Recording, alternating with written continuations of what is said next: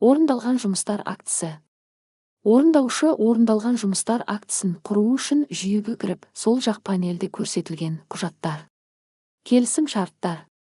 Оның ішінде келісім шарттар реестрі бөліміне кіруі қажет. Тізімде көрсетілген сіздің келісім шартты таңдаңыз. Карта батырмасын басыңыз. Ашылған бетте лентадағы байланысқан құжаттар реестрі батырмасын таңдаңыз. Байланысқан құжаттар бетінде автоматты түрде актілер құрылып тұрады. Құрылып тұрған актілер саны келісім шарттың басталған күннен аяқталу күніне дейінгі аралықтағы айлар санына тең. Тізімнен актіні таңдап карта батырмасын басыңыз.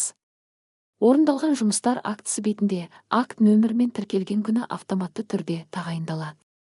Орындалған жұмыстар актісінің айын, яғни акті тапсырғалы тұрған айды таңдаңыз. Тақырыбы түспелі тізімінен техникалық сипаттамада көрсетілген тапсырманы таңдаңыз. Яғни есеп тапсырғалы отырған тапсырманы таңдау қажет.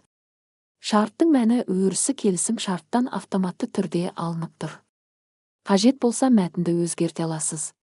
Еңбекақы көлемі келісім шарттан автоматты түрде алынып тұр. Өзгерту мүмкіндігі жоқ. Есепті енгізу батырмасын басып, PDF форматтағы есебіңізді жүктей аласыз. Таңдау батырмасын басып, құрылғыдан файлды таңдап сақтау батырмасын басыңыз. Қате енгізілген жағдайда өшіру батырмасын басып, қайта жүктеңіз. Файл тек PDF форматта болу себебі сіз жүктеген есеп құжаты мен акт шаблоны бір құжат ретінде қалыптасу үшін. Барлық өрістер толтырылған соң, сақтау батырмасын басыңыз. Және жіберу, қол қоюға жіберу мәнін таңдаңыз. Ашылған келісуге жіберу терезесіне тұлғаларды енгізіп шығыңыз. Реттілік бойынша бірінші контрагент, яғни орындаушы, кейіннен бөлім басшысы, департамент директоры. Басқарма мүшесі проректор электронды цифрлық қолтаңба арқылы қол қояды. Барлық тұлғалар енгізілген соң жіберу батырмасын басыңыз. Акт автоматты түрде келісуде болып өзгереді. Қалыптасқан актты көру үшін көру қосалқы бетіне өтіп көре аласыз.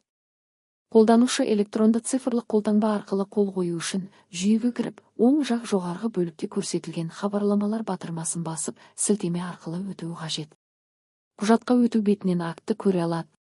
Қол қою бетіне өтіп, EGOV мобайл қосымшасы арқылы QR-ды сканерлеп немесе электронды цифрлық қолтаңбасын пайдаланып қол қоюы қажет. Тек акттың өзін көру үшін сол жақ панельде көрсетілген құжаттар. Келісім шарттар. Оның ішінде актілер реестрі бөліміне кіріңіз. Тізімде көрсетілген актты таңдаңыз. Әрекеттер батырмасын басып көру мәнін таңдаңыз. Қол қоюшылар тізімін және де акттың өзін көре аласыз. Ал құрылды статусында тұрған актілер, бұл алдағы уақытта тапсыратын орындалған жұмыстар актісі.